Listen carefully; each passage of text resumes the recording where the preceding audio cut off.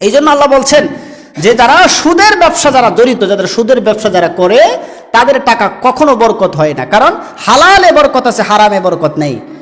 এর একটি বাস্তব উদাহরণ নেন, যেমন আপনাদের বলেন অথবা পৃথিবীর যে কোনো জায়গায় বলেন, একটি গরু বছরে একটা মাত্র বাচ্চা দেয়, একটা মাত্র গরু প্রসব করে একটা বাচ্চা দেয়। আর আমাদের দেশে অসংখ্য কুকুর আছে, বিলাই আছে, এগুলা যে কত বাচ্চা দেয়, যদি মনে করেন এগুলা যদি বাংলাদেশ সরকার সহ পৃথিবীর কোনো সরকার যদি দায়িত্ব নিত, জন্ম নিয়ন্ত্রণ কি পরিমাণে এরা করে, তাহলে বোঝা যাইতো যে কি পরিমাণে যে কুকুর এবং বিড়াল এই পৃথিবীতে জন্ম নেয়। কথা বলেন ঠিক কিনা? কিন্তু বলেন, কারণ এটা হারাম, এটা মানুষের জন্য আল্লাহ হালাল করে নেই। এই জন্য এত হওয়ার পরেও দেখবেন কুকুরের অভাব, বিড়ালের অভাব, কিন্তু বছরে মাত্র একটা গাভী, একটা ছাগল জন্ম দেয়। এই যে আমরা মুসলমান জাতি, প্রতিদিন হাজার হাজার গরু পৃথিবীতে জবাই হচ্ছে, কুরবানি দিন অসংখ্য গরু জবাই হচ্ছে, কিন্তু কোনোদিন কি শুনেছেন গরুর অভাব পড়ছে? কেন পড়ে নাই? কারণ গরু খাওয়াটা আল্লাহ তাআলা করেছেন হালাল, আর কুকুর এবং বিড়াল এটা করেছেন আল্লাহ হারাম। এই জন্য হারামে অসংখ্য চোখের দৃশ্যতে দেখবেন যে কোটি কোটি যারা সুদের ব্যবসা করে, দেখবেন এদের অবস্থা এত বিশাল, কিন্তু তাদের সাথে মিশে দেখেন যে তাদের মতো এত ফকিন্নি এবং তাদের মতো সমাজে এত নিকৃষ্ট মানুষ আর হতেই পারে না। কথা বলেন ঠিক কিনা? আপনি খুঁজে দেখেন, কথাগুলো দেখেন মিল আছে কিনা, দেখবেন তাদের অবস্থা মনে হবে অনেক কিছু, কিন্তু এদের ভিতরে বাইরে কোনো অবস্থাতে শান্তি নেই। কারণ সন্তান তার কথা শুনে না, বউ তার কথা শুনে না, কারণ শুনবে কোথায় থেকে? আল্লাহ তাআলা এবং নবী মুহাম্মদ রাসূলুল্লাহ সাল্লাল্লাহু আলাইহি ওয়াসাল্লাম অভিশপ্ত মানুষে হইল তারা, আর অভিশপ্ত বান্দা কখনো সফলতা হতেই পারে না। এই জন্য আল্লাহ তাআলা বলছেন যে আমি আল্লাহ তাআলা সুদের ব্যবসায়ীদের যতই কিছু করুক, আমি আল্লাহ তাআলা তাদের ব্যবসাটাকে পদোন্নতি করে দিই, তাদের উন্নত হওয়ার কোনোই রাস্তা থাকে না। একটি মানুষ, আপনার এমন কিছু রোগ আছে যেই রোগের ঔষধ একমাত্র আল্লাহ ছাড়া আপনাকে কেউ ভালো করতে পারে না। আপনি সামান্য একটা জ্বর এই বলেন, আমরা যে ট্যাবলেট খাই, ট্যাবলেটে কি জ্বর ভালো করতে পারে নাকি? এটা তো সাধারণ একটা মাধ্যম না মাত্র আমরা গ্রহণ করি, কিন্তু এই জ্বর নিয়ন্ত্রণ করে তো একজন, উনি কে? আল্লাহ। কারণ আল্লাহ তাআলা আমাদের পরিপূর্ণ, আল্লাহ তাআলা আমাদের একমাত্র কল্যাণকর, এবং একমাত্র আল্লাহ তাআলা আমাদের কল্যাণ এবং অকল্যাণের নির্ভরশীল, এবং কল্যাণ এবং অকল্যাণ একজনই করে, উনি আমাদের রব। এই আল্লাহ বলছেন যে সুদের ব্যবসা এতটাই নিকৃষ্ট, সুদের টাকা দিয়ে কোনো কিছু করা সম্ভব না, যা করেন সব আপনার জন্য, সব বাদ। শুধু তাই নয়, কিয়ামতের দিন আল্লাহ তাআলা যেদিন কিয়ামত প্রতিষ্ঠিত হয়ে যাবে, দুনিয়ার অবস্থা তাদের বললাম, তারা যদি ফুসফাস করে চলে দেখবেন, কিন্তু ভিতরে ঢুকে দেখবেন তাদের অস্তিত্ব বিলীন হয়ে গেছে, কোনো অস্তিত্ব নেই। শুধু তাই না, আল্লাহ বলেন দুনিয়ার তাদের অবস্থা যেমন, আমি আল্লাহ তাআলা কিয়ামতের দিন আরো নাজুক অবস্থা, আমি আল্লাহ তাআলা কিয়ামতের দিন সুদকুরকে আমি আল্লাহ হাজির করব, আর সুদকুরকে দেখার সঙ্গে সঙ্গে দুনিয়ার প্রতিটা মানুষ দেখতে পাবে সে দুনিয়াতে ছিল সুদকুর, কোনো সন্দেহ নাই। আল্লাহ কোরআনে নবী মুহাম্মদ সাল্লাল্লাহু আলাইহি সাল্লামকে শোনায় দিলেন, আল্লাযীনা ইয়াকুলুনার রিবা লা ইয়াকুমুনা ইল্লা কামা ইয়াকুমুল্লাযী ইয়াতাখাব্বাতুহু আশ-শাইতানু মিনাস সাম্মি যালিকা বিআন্নাহুম ক্বালু ইন্নামাল বাইউ মিসলুর রিবা। আল্লাহ বলেন কিয়ামতের দিন সুদখোররা যখন, কিয়ামতের দিন যখন হাসরের ময়দানে যখন তারা উঠবে, তখন দেখবেন তাদেরকে এক প্রকার মানুষ দুনিয়াতে আছে, দেখবেন যাদেরকে শয়তানে ধরে তাদের চরিত্রটা কেমন থাকে, দেখবেন পাগলের মতো ঘুরে, এবং তাদের শরীরের অবস্থা কন্ডিশন সঠিক থাকে না, মাথা ঠিক থাকে না, এবং তার শরীরে পোশাক থাকে না, থাকে থাও তার টের থাকে না। দুনিয়াতে শয়তান স্পর্শ করলে মানুষের চেহারা যেমন বিগুণ্য হয়ে যায়, কিয়ামতের দিন সুদখোররা শয়তানের ছোঁয়ার মতন আল্লাহর দরবারে পাগলের নেই, তারা উঠে যাবে। আল্লাহকে প্রশ্ন করা হবে, রব্বে কারীম আল্লাহ, কেন তাদেরকে এই শাস্তি দেওয়া হলো, কেন তারা এমন হলো? আল্লাহ বলবেন, ওয়া আহাল্লাল্লাহু আহাল্লাল্লাহু বাইআ ওয়া হাররামার রিবা। আমি আল্লাহ তাআলা তাদেরকে শয়তানের চোয়ার আকৃতি মতো এই জন্য হাসরের মাঠে উঠালাম, কারণ তারা দুনিয়াতে মানুষকে বুঝাইছে এত লক্ষ টাকা দিয়ে ব্যবসা করতে পারবো না, বরং ব্যবসার চাইতে শুধু ব্যবসা, আর দোকানে কোটি কোটি মাল, কোটি কোটি টাকার মাল তুলে ব্যবসা করে এটার নামও ব্যবসা। কারণ একটা মানুষকে সুদখোররা বুঝাইতো ব্যবসাও যেমন হালাল আর সুদ করা টাকাটাও হালাল। এই জন্য আমি আল্লাহ তাআলা তাদেরকে আজকে শয়তানের আকৃতিতে তাদেরকে তুলে ধরলাম। এই জন্য বলেন ব্যবসা এবং সুদ কি দুটো এক জিনিস? কথা বলেন, ব্যবসা এবং সুদ কি দুটো এক জিনিস? কারণ কখনো হইতেই পারে না। কারণ ব্যবসা একটা হালাল, শুধু তাই নয়, ব্যবসায়িকদের ব্যাপারে রাসূল করিম সাল্লাল্লাহু আলাইহি ওয়াসাল্লাম যে সুন্দর সুসংবাদ দিয়েছেন, আল্লাহ কোরআনুল কারীমে সূরাতুন নিসা আল্লাহ বলেছেন ব্যবসায়ীরা কিয়ামতের দিন আল্লাহ পাকের পক্ষ থেকে সবচাইতে আল্লাহর পছন্দের 4 প্রকার মানুষের সাথে ব্যবসায়ীরা কিয়ামতের দিন হাসরের মাঠে তালবিয়া পাঠ করবে। চিৎকার মেরে আল্লাহু আকবার। আল্লাহ তাআলা নবী মুহাম্মদুর রাসূলুল্লাহ সাল্লাল্লাহু আলাইহি ওয়াসাল্লাম জানায়া দিলেন কিয়ামতের দিন সৎ ব্যবসায়ী, যাদের ব্যবসার মধ্যে যারা সৎ ব্যবসায়ী, মানে যাদের ব্যবসা কোরআন এবং হাদিস মোতাবেক যাদের ব্যবসা পরিচালিত হয়েছে, আল্লাহ তাআলা নবী মুহাম্মদুর রাসূলুল্লাহ সাল্লাল্লাহু আলাইহি ওয়াসাল্লাম আল্লাহ তাআলা জানায়া দিলেন কিয়ামতের দিন সৎ ব্যবসায়ীগুলা শহীদ এবং নেককার সলিহিন, এমনকি আমার সবচাইতে পছন্দের মানুষদের সাথে আমি আল্লাহ হাসর নাসর করায়া দেব। সুবহান। কারণ সুদ করে আল্লাহ উঠাবেন শয়তান আবু জাহেলের সাথে, আর যারা ব্যবসায়িক হবেন তাদের হাসর নাসর হবে নবী, শুহাদায়ে কেরাম, সালিহিন এবং যারা দুনিয়াতে যারা ইসলাম প্রচারের জন্য যারা শহীদ হয়েছেন তাদের সাথে। এই দুইজনের মধ্যে পার্থক্যটা আল্লাহ তাআলা নিজেই বর্ণনা করেছেন। এই জন্য আল্লাহ তাআলা বলেন, যদি কেউ কারো টাকা যদি বৃদ্ধি করতে চান, কারো টাকা যদি বেশি করতে চান, তাহলে আল্লাহ তাআলা একটা ফর্মুলা দিলেন। কারো টাকা যদি বেশি করার চিন্তা ভাবনা করে, মনে করেন আপনি 1 লক্ষ টাকা আছে, সুদে 1 লক্ষ টাকা লাগালে প্রতি মাসে 10,000 টাকা পাবেন, এটাকে বৃদ্ধি মনে করবেন না। আল্লাহ বলছেন এটা বৃদ্ধি হতেই পারে না, এর ক্ষতিগ্রস্ত আমি আল্লাহ নিজেই করে দেব। আর আল্লাহ বলছেন 1 লক্ষ টাকা তোমার আছে, তুমি যদি তা বাড়াইতে চাও তাহলে কাজ করো একটা। আল্লাহ কোরআনে বর্ণনা করছেন। আল্লাহ রাব্বুল আলামিন কোরআনুল কারীমে বলেন, ওয়া মা ইউনফিকু মিন খায়রিন ফালিআনফুসিকুম ওয়া মা তুনফিকুনা ইল্লা ইবতিগা ওয়াজহিল্লাহি ওয়া মা তুনফিকু মিন খায়রিন ইউওয়াফা ইলাইকুম ওয়া আনতুম লা তুযলামুন। আল্লাহ বলছেন, কেউ যদি তার টাকাটাকে বৃদ্ধি করতে চান, কেউ যদি তার টাকা বাড়াইতে চান, সমাজে যদি টাকাওয়ালা হতে চান, সে যেন ওয়ামা ইউনফিকু, যা আমি আল্লাহ যা দিয়েছি তা থেকে যদি হালাল পন্থায় দান করে, আমি আল্লাহ তার দানের বরকতে আমি আল্লাহ তার টাকা বাড়াইয়া দেব। সুবহানাল্লাহ। আল্লাহ বলতেছেন তোমরা মনে করো টাকা লাগাইলে বাড়ে, আল্লাহ বলতেছে দান করলে বাড়ে। এটার মানে কি? আপনি যদি 100 টাকাতে 10 টাকা দান করে দেন তো টাকা কমারই কথা, কিন্তু আল্লাহ বলতেছেন বাড়ে। কিভাবে বাড়ে? আল্লাহ তাআলাকে যদি প্রশ্ন করেন আল্লাহ টাকাটা কিভাবে বাড়ে বলেন তো, আল্লাহ তার উত্তর দিচ্ছেন। আল্লাহ রাব্বুল আলামিন কোরআনুল কারীমে আল্লাহ বলেন, الذين ينفقون أموالهم في سبيل الله ثم لا يتبعون ما أنفقوا منا ولا أذى لهم أجرهم عند ربهم ولا خوف عليهم ولا هم يحزنون।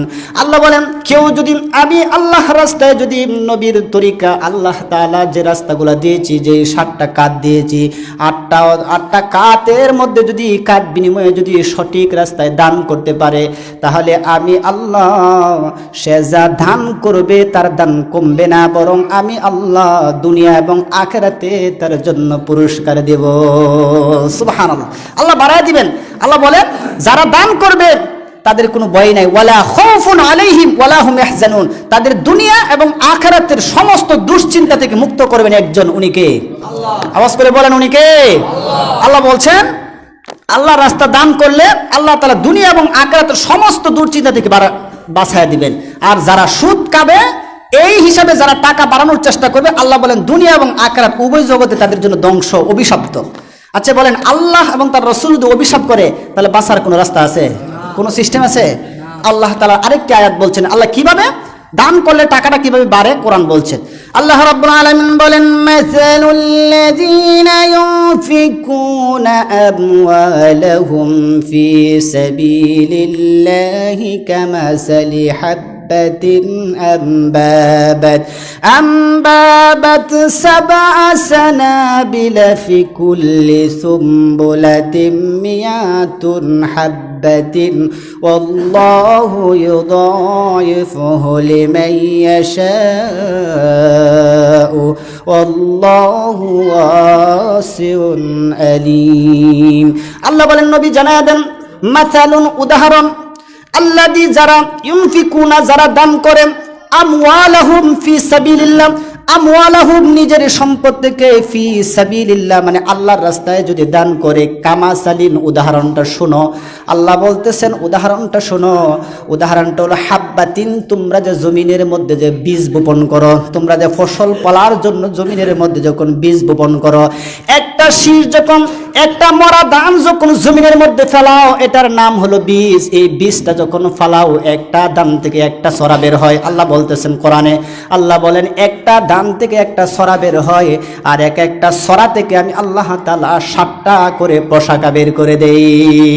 সুবহানাল্লাহ, একটা ধান থেকে একটা ছড়া বের হয়, আর একটা ছড়া থেকে 7টা পশাকা বের হয়, মানে ডাল পশাকা বের হয়ে যায়। বের হয়ে কি হয় আল্লাহ বলতেছেন, আম্বাবাত 7 সানাবিলা ফি কুল্লি সুমবিলাতিম মিয়াতান।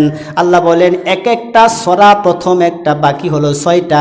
এই 7টা ছড়া 7 দিকে যখন ছড়ায় যায়, মিয়াতুন তো 100, আমি আল্লাহ তাআলা প্রতিটা ছড়া থেকে 100 করে দান দেই।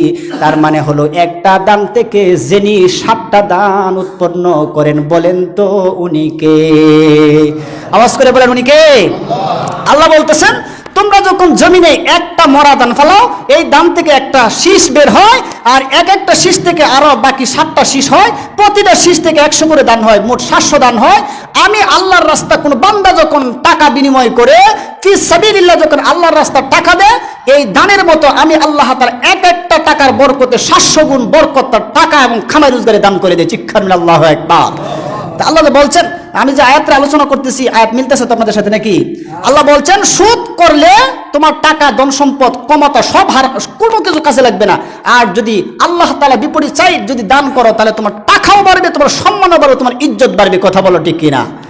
আপনি যদি এই মসজিদ বলে পৃথিবীতে যে কোনো জায়গায় যদি আপনি সম্মানজনকভাবে 1 লক্ষ টাকা মসজিদ মাদ্রাসায় হাদিয়া দেন, আপনাকে সমস্ত মানুষ আপনাকে শ্রদ্ধা করবে। কথা বলেন ঠিক কিনা? কারণ এটার বরকত আছে, আপনি দান করছেন আল্লাহর রাস্তা ফি সাবিলিল্লাহ, আপনি আল্লাহকে খুশি করার জন্য দাবি করছেন। শুধু তাই নয়, আল্লাহ নবী মুহাম্মদুর রাসূলুল্লাহ সাল্লাল্লাহু আলাইহি ওয়াসাল্লামকে আল্লাহ জানায় দিলেন, 4টি গুণ যে বান্দার ভিতরে পাওয়া যাবে, আমার আল্লাহ তাদেরকে ভালোবাসবেন, আমার আল্লাহ তাদের জন্য জান্নাতের 8টা দরজা তাদের জন্য খুলে দিবেন, এবং জাহান্নামের 7টা দরজা আল্লাহ বন্ধ করে দিবেন। কোরআন প্রমাণ করছে, আল্লাহ তাআলা বলেন, আল্লাযীনা ইউনফিকুনা ফিস সাররাই ওয়াদ-দাররাই ওয়াল কাযিমিনাল গায়যা ওয়াল আফিনা আনিন নাস ওয়াল্লাহু ইউহিব্বুল মুহসিনিন। আল্লাহ বলেন, যারা সচ্ছল অবস্থা দান করেন, মানে টাকা আপনার ঘরে সন্তানাদি চালানোর উপরও অতিরিক্ত টাকা থাকবে, তারপরেও যারা দান করে, আর যাদের কাবারের টাকাও নাই, 2 টাকা থেকে 1 টাকা দান করে, তাদের ব্যাপারে আল্লাহ বলছেন, এবং যারা রাগকে দমন করে এবং মানুষে ক্ষমা করে দেয়, এই 4টা গুণ যার ভিতরে থাকবে, আল্লাহ বলেন আমি তাদেরকে জান্নাতি বান্দা বলে ঘোষণা দেব। সুবহানাল্লাহ। সচ্ছল এবং অসচ্ছল অবস্থা দান করবেন, রাগকে নিয়ন্ত্রণ করবেন এবং মানুষকে ক্ষমা করে দিবেন। এই গুণগুলো থাকলেই আপনার সম্পদ বাড়বে। এবার আসেন হাদিসের ভাষা, রাসূল করিম সাল্লাল্লাহু আলাইহি ওয়াসাল্লাম বলেন যে সুদের সবচেয়ে নিম্ন শ্রেণীর গুনাহ হচ্ছে তার যেই মায়ের ঘর থেকে প্রসব হয়ে দুনিয়াতে আসছে, মায়ের সঙ্গে জিনা করার মতো গুনাহ। আচ্ছা বলেন, কোন পাগলকে যদি বলা হয় তোর মায়ের দর্শন কর, কোন পাগল দর্শন করবে? এই কথা বলেন, দর্শন করবে? জিনা করার জন্য রাসূল নিষেধ করেছেন মাত্র অনলি একবার, আর সুদ না খাওয়ার জন্য রাসূল নিষেধ করেছেন কয়েক শতবার হাদিসে, কিন্তু আমরা জিনা করি না, সুদ খাই। কথা বলেন ঠিক কিনা? কিন্তু মনে করেন না যে সুদের গুনাহটা কম। রাসূল বলেন, আল্লাহ নবী মুহাম্মদুর রাসূলুল্লাহ সাল্লাল্লাহু আলাইহি ওয়াসাল্লাম বলেন, আর-রিবা সাবউনা হুরহুরবান আইসারাহুহা আইয়ানকিহার রাজুলু উম্মুহু। আল্লাহ নবী ইবনে মাজার হাদিসের বর্ণনা 2265 নম্বর হাদিসের বর্ণনা। রাবি হলেন আব্দুল্লাহ, রাবি হলেন এটার বর্ণনাকারী হলেন আবু হুরায়রা। তিনি বলেন, সুদের 70টা গুনাহ আছে, এর মধ্যে নিম্নের গুনাহ হচ্ছে তার মায়ের সঙ্গে জিনা করা। আর সর্বোচ্চ গুনার ব্যাপারে আল্লাহ কোরআনে নিজেই বর্ণনা করেছেন। আল্লাহ তাআলা কোরআনুল কারীমে বলেন, ফাইল্লাম তাফআলু ফাআযানু বিহারবিম মিনাল্লাহি ওয়া রাসূলিহি ওয়া ইন তুবতুম فلكم رؤوس أموالكم لا تظلموا ولا تظلمون। জোরে বলি আল্লাহু আকবার। আল্লাহ বলেন, যারা সুদ গ্রহণ করেন, এই ওয়াজ শোনার পরে এই অথরিটি, এই ক্ষমতা মাথায় ধরার পরও যারা সুদ ছাড়া না, তোমরা জেনে রাখো যে তোমাদের সঙ্গে দুনিয়ার কোনো মানুষ যুদ্ধ করবে না, বরং তোমাদের সঙ্গে যুদ্ধ হবে আমি আল্লাহ নিজে যুদ্ধ করব এবং আমার নবীকে যুদ্ধের বাহিনী বানিয়ে দেব। চিন্তা করে দেখেন, যারা সুদ গ্রহণ করে, আল্লাহ বলেন কিয়ামতের দিন দুইটা পক্ষ হবে, এর মধ্যে এক পক্ষ হবে আমি আল্লাহ এবং রসুল, আর যারা সুদ করছিল তোমরা থাকবে এক পক্ষ। কারণ আল্লাহ এবং রসুলের সাথে যুদ্ধ করার ক্ষমতা পৃথিবীর কোনো মানুষ রাখে নাকি? আল্লাহ বুঝাইতে চান যে সুদের ভয়াবহতা কত, যে তোমরা প্রস্তুত থাকো, যে আল্লাহর সাথে যুদ্ধ করার জন্য প্রস্তুত থাকো। তার মানে আল্লাহ বুঝাইতে যাতে সুদ ছাড়ো, সুদ ছাড়লেই তোমাদের কল্যাণ, আর সুদ নিয়ে কবরে ঢুকবা না, কবরের অবস্থা ভালো হবে না। কথা বলেন ঠিক কিনা? ব্যবসাটা কিন্তু রমরমা মনে করবেন না, কারণ এই ব্যবসাটা বিরাট কঠিন একটা সাবজেক্ট। এই জন্য আল্লাহ তাআলা আমাদেরকে এই আল্লাহ তাআলার অপছন্দনীয় এবং নবীর অভিশপ্ত এই ব্যবসা থেকে আল্লাহ যেন আমাদের সকলকে বাঁচায়। সকলে পড়ছি আমিন। একটা কথা শুনেন, এই পৃথিবীতে আপনি যত গুনাহ করেন, মনে করেন এক বন্ধু আরেক বন্ধু জিনা করার লাগে প্রমোট করছে, কিন্তু হাদিসের ভাষ্য এমনটা পাওয়া যায় না যেই লোকে জিনা করছে তার যতটুকু গুনাহ হবে, আর যেই লোকে এটারে প্রমোট করছে, পরামর্শ দিচ্ছে, তার এতটুকু গুনাহ হবে। এটা কোরআন হাদিসে সাবমিট করে না। বাট সুদ নামক এমন একটি গুনাহ, যে সুদ, এই সুদের গুনাহটা যে শুনবে 60 জন ব্যক্তির সমান অপরাধী হবে। আল্লাহ রাসূল হাদিসে বলেন, নবী করিম সাল্লাল্লাহু আলাইহি ওয়াসাল্লাম বলেন, আকিলুর রিবা, যে সুদটা দেয় এও সুদখোর। 2 নাম্বার ওয়াল মাউকিলাতুন, যে সুদটা গ্রহণ করে, মানে যিনি নিতেছেন। তারপর ওয়াল কাইবাতু, যিনি লিখে দেয়, যে এত টাকা দিতেছে, এত টাকা দিতেছে, এত টাকা লাভের ভিতরে এত, যিনি লিখে দিছে। 3 নাম্বার। 4 নাম্বার হলো ওয়া শাহিদাতানে, যিনি সাক্ষী হয়। এই 4 প্রকার রাসূল বলেন 4 প্রকার সমান সমান গুনার অপরাধী। এই জন্য সুদের ব্যাপারে নিজে তো করবেনই না, সুদের ব্যাপারে সাক্ষী হবেন না, এবং সুদের কোনো লেখালেখির মধ্যে আপনার আঙ্গুলের কলম ঘুরাবেন না। এটা কি আমরা একমত আছি ইনশাআল্লাহ? কারণ আমাদের উচিত এই গুনাহ থেকে বাঁচা। আমরা যারা এটার সাথে জড়িত আছি, কোরআনে অন্যভাবে আরো দুনিয়ার ব্যাখ্যা আছে যে যারা সুদ যদি ছেড়ে দিতে পারে, সর্বশেষ কথা হচ্ছে যারা সুদ ছেড়ে দিবে আল্লাহ তাআলা তাদের পিছনের গুনাহ মাফ করে দিবে, এবং পরবর্তী সময়ে তারা অঙ্গীকার করতে পারে, তাহলে তারা যে মূলধন তাদের কাছে দিছে, এই মূলধনের মালিক কিন্তু ওরাই, কিন্তু টাকা আনবে না, লাভটা আনবে না, লাভটা ছেড়ে দিয়ে শুধু মূলধনটা তুলে আনবে। এটা জায়েজ আছে, কোরআন বলছে। এই জন্য আমাদের উচিত যারা এখনো জড়িত আছি সব সুদ ছেড়ে দিয়ে যাদের কাছে টাকা পাই শুধু আসল টাকাটা উঠায় আনেন, আর বাকিটা ছেড়ে দেন, তওবা করেন। জীবনে কোনোদিন সুদ গ্রহণ করবেন না। দেখবেন আল্লাহ তাআলা এখন যে পজিশনে আছেন এর চেয়ে ভালো পজিশন একজনই করে দিবে। উনি কে? আমাদের আল্লাহর প্রতি বিশ্বাস আছে তো ইনশাআল্লাহ? আল্লাহ তাআলা আমাদেরকে এই সুদ নামক এই ভয়াবহ শাস্তি থেকে আল্লাহ তাআলা আমাদেরকে হেফাজত করুক। সকলে পড়ছে আমিন।